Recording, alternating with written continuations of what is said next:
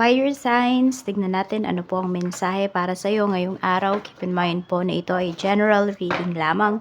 So, hindi po lahat ay makaka-relate. So, be open-minded. Sa mga hindi pa po nakasubscribe dito sa ating channel, please subscribe na po kayo. And palike na din po ng ating video. At sa mga nais pong mag-avail ng ating private readings, ng ating Evil Eye Amulet Necklace, at ng ating Cures Bracelet, makikita nyo po yung link sa description box. Tarot Intentions by Aliana Reyes. Okay? Tignan po natin ano ba ang mensahe para sa'yo ngayong araw. Aries, Leo, Sagittarius. Tignan po natin yan. We have trap.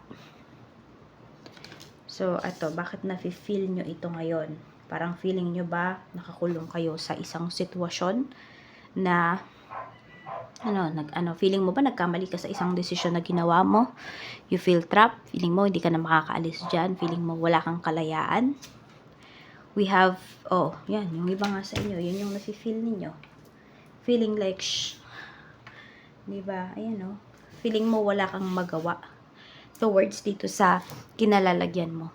Parang wala nang katapusan. Tingnan natin kung ano pa yung mensahe. Or yung iba sa inyo, pwedeng nasa bahay ba kayo ngayon?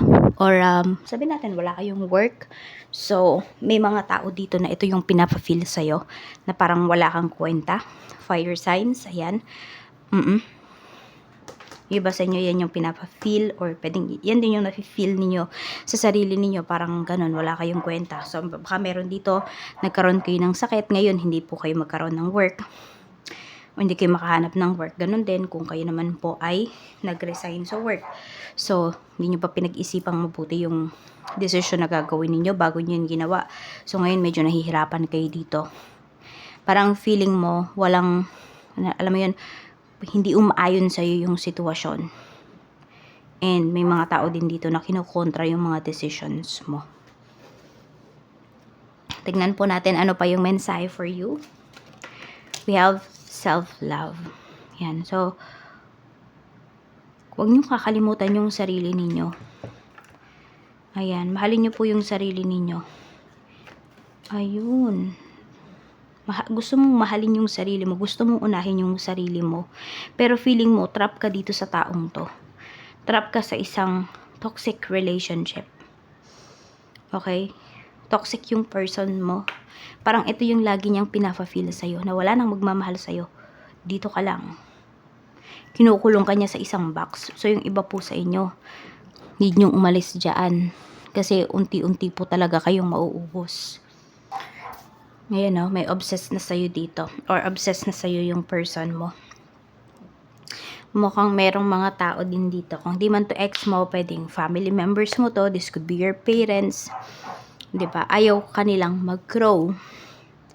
Or laging, hindi man siguro mag-grow. Gusto nila lagi kang sumusunod sa kanila. Kaya yung iba sa inyo, you feel trapped. Sabihin natin yung iba sa inyo, nakagraduate na kayo. Yung iba nga sa inyo, meron na kayong sariling pamilya. Pero gusto nila, sila pa rin yung masusunod dun sa buhay na mayroon ka. So alam mo yun, parang wala kang kalayaang magdesisyon dito. Fire sign. So yan ba yung nafe-feel mo? Some of you need yung lumayo. Kasabi ko nga sa inyo, mauubos talaga kayo dito. Kasi kahit ano pang pagmamahal nyo sa sarili ninyo, pwedeng hindi nyo na yan magawa. Pwedeng mawala yan. Pwedeng hindi nyo na maisip yan. At pwedeng dahil sa mga ginagawa ng mga taong to sa paligid mo, yung mga sinasabi sa'yo ng mga taong to, hindi mo magawang mahalin yung sarili mo. So, tignan natin ano pa yung mensahe para sa'yo. Yan. Mensahe pa po natin, Spirit Guide. We have, consider question comprehensively. Okay, ayan. Pag-isipan mo daw talaga yung mga tinatanong mo or yung mga tanong sa'yo ng ibang tao kung paano ka sasagot. Ito, medyo need mong makipaglaro sa mga taong to. Kasi ganito, pwedeng, di ba dahil napupuno ka nga rin, sinasabi mo talaga yung mga gusto mong sabihin and hindi nila nagugustuhan yon. So, medyo maghinay-hinay ka dito. Looks like kailangan mong medyo makipaglaro sa mga taong to para hindi ka laging ma-stress at medyo umayon naman sa'yo yung mga sinasabi nila. Minsan need din natin gamitin talaga yung isipan natin, wag puro emosyon. No? Kung natatrap tayo or nandito tayo sa isang sitwasyon na to, 'di ba? Kung pinalilibutan ka ng mga taong nagkakaisa, makiisa ka sa kanila. Yun muna yung gawin mo as of this time kaysa kontrahin mo sila kasi lalo kang mahihirapan dito. Okay, tignan po natin ano pa yung mensahe para sa'yo pagdating naman sa work. Okay, doon tayo sa mga sa mga nag-apply na ng work. Tignan po natin. Pili po kayo 1 or 2. Tignan natin kung may hinihintay pa ba kayo dyan sa in-applyan ninyo or wala na. So, number 1 at number 2. Okay, number 1, may hinihintay ka pa ba dyan sa in-applyan mo? Meron pa po. So, pwede nga po na ito ay good news. Pwedeng tumawag to sa'yo. Pwedeng next week, okay, or within this week. Number 2, we have King of Cups. Ito, pwedeng yung iba sa inyo, may interview kayo, pero pwedeng hindi kayo makapasa dun sa final interview. Yan. So, ang mas magandang energy dito, si Ace of Swords, si number 1. Yung pumili ng number 1. So, sa pumili ng number 2, apply na kayo sa iba pa. Para, di ba, may pag-usad na nangyayari. So, tignan natin, pagdating naman po sa mga may work. Sa mga may work, kamusta ang trabaho ninyo ngayon? We have 3 of Pentacles. Ayan po. So, may teamwork naman pagdating dito sa trabaho. Ayan, the Sun. Maganda rin naman yung pakikitungo mo at pakikitungo sa'yo ng mga katrabaho mo. So, yung iba naman po sa inyo, wala naman kayong magiging problema ngayon pagdating sa trabaho. Kasi nagkakaisa po kayo. Ayan, may pagkakaisa. May unity dito sa work ninyo. Kaya mas mabilis matatapos yung mga trabaho. Tapos, may nakikita pa ako dito, parang may assurance. Okay. Parang isang katrabaho mo to, na parang ina-assure ka niya or the other way around. Pwedeng siya yung ina-assure mo na magiging okay din lahat. Ganyan. Or papanig sa kanya yung isang sitwasyon. Ganon. Okay. Tignan pa po natin ano pa yung mensahe pagdating naman sa negosyo. Kamusta yung sales ngayong araw na ito? Spirit Guide, kamusta po ang sales ngayong araw? We have 3 of Cups. Okay, maganda din yung sales. I don't know kung yung negosyo ba ninyo, meron kayong mga conference room, mga ganun. Or events place ba? Yung iba sa inyo. Ayan po kasi marami akong nakikita dito na mga salo-salo. Ayan, or baka yung iba dito nagki-catering kayo. So, catering business yung iba sa inyo. Or ano man to na, basta, madami kayong makakausap ngayon eh. So, pwedeng makaka-deal mo naman po sila lahat. Sabihin natin, kung ano man yung business mo, maka-close deal mo yung mga taong to. Okay, ayan po. We have 8 of Swords. You know, sabi ko nga sa'yo, maka-close deal mo to. Wala na silang hahanapin pa. Parang lahat nung hinahanap nila, nandiyan na sa business mo. Kaya kuhang-kuha mo kaagad sila. Maganda po yung sales ninyo ngayong araw. Kasi meron dito magda-down payment, meron din naman magfo-full payment na agad. So, ganyan po kataas, ganyan kalaki yung tiwala sa inyo ng mga kliyente ninyo. We have 5 of Pentacles. Okay, tignan natin. We have 9 of Pentacles. May makakabawi pa po dito. So, siguro ngayon yung iba, no, ibang nagbe-business dito, feeling nyo matumal. So, may makakabawi pa po kayo. Ayan, parang sabihin natin bago matapos yung month na to, makakabawi pa po yung iba sa inyo pagdating dito sa inyong business. Kaya tuloy-tuloy lang. So, lahat naman tayo nararamdaman natin yung tumal na yan. Diba? Ako sa mga views, ayan, sa views, nararamdaman ko yan, matumal.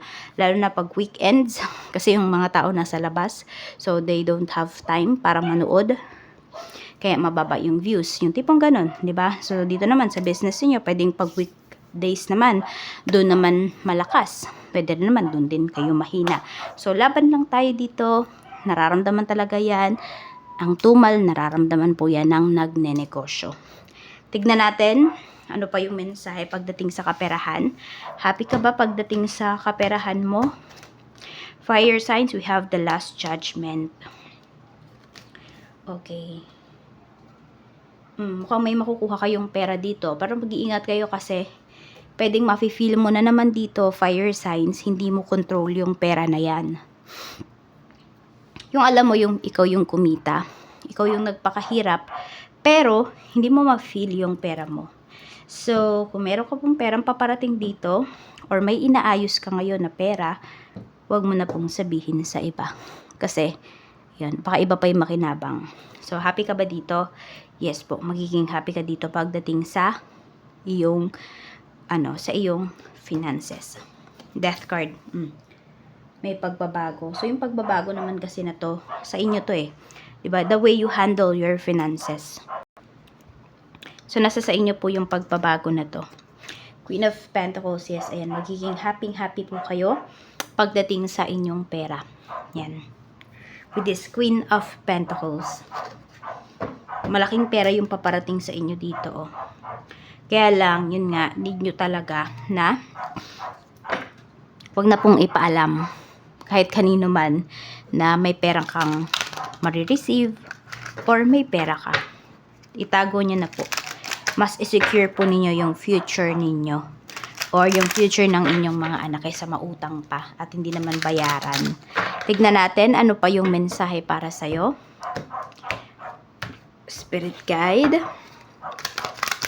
Mensahe po natin. Mensahe po natin, Spirit guide. Pagdating sa mga single, we have Four of Pentacles. So, ang mga single natin dito, pwedeng sobrang nakatuon kayo yung pansin niyo sa pagtatrabaho. For some of you naman, pwedeng may tao kayo dito na hindi nyo pa rin makalimutan, na feeling mo mag-workout pa yung relationship ninyo once na magkita kayo. So, meron dito feeling mo may reconciliation pa na mangyayari towards this connection. Kaya, hindi kayo makamove forward kasi umaasa pa yung iba sa inyo. Check natin sa mga in a relationship naman po. We have Page of Cups. Ayan, sa mga in a relationship naman, ang nakikita ko dito is pwedeng nakukulangan kayo ng oras sa isa't isa. Pero, kahit ganun, nagkakaintindihan naman po kayo ng person mo kasi may solusyon naman kayo sa every problem ninyo. Tsaka, ewan ko, tuwing nag-uusap kayo, light lang yung energy. Oo. Fire signs, light lang yung energy. Nagagawa nyo ng, parang sabihin natin, napaka-heavy nung problema, pero nagagawa nyo pang tumawa. Tipong ganun. Alam nyo kung paano i-handle yung inyong mga emosyon. Check naman po natin, pagdating sa mga married. We have 10 of Cups. Ayan. Sa mga married naman, ang moron pinoproblema dito is pera. So, pwedeng dito kayo nag-aaway ng asawa mo. Dahil sa pera, yan, kasi pwede po na dalawa na yung anak nyo. So, medyo lumalaki na yung gastos kasi lumalaki na rin sila. So, pwedeng hindi nyo na parehas mag-work. So, pwedeng yan po yung pinag-uusapan ninyo. Yun lang, yun yung pinag-aawayan ninyo na meron naman po kayong solusyon na magagawa. Okay? Kayang-kaya namang mag-adjust. May happiness pa rin tayo dito. So, for some of you, pwedeng every day off ng asawa mo. Ayan po, kung kayo naman ay hindi LDR sa isa't isa, ay nagde-date pa rin yung iba sa inyo or nagde-date kayo as family. So, meron kayo ditong family day. Happy pa rin naman po, yung inyong marriage. May mga problema lang talaga na dumarating, pero yun nga, nagagawa naman ng solusyon at kaya naman siyang gawa ng solusyon. So, yun lang po ang mensahe. Maraming salamat. Ingat po kayo always and more blessings to come.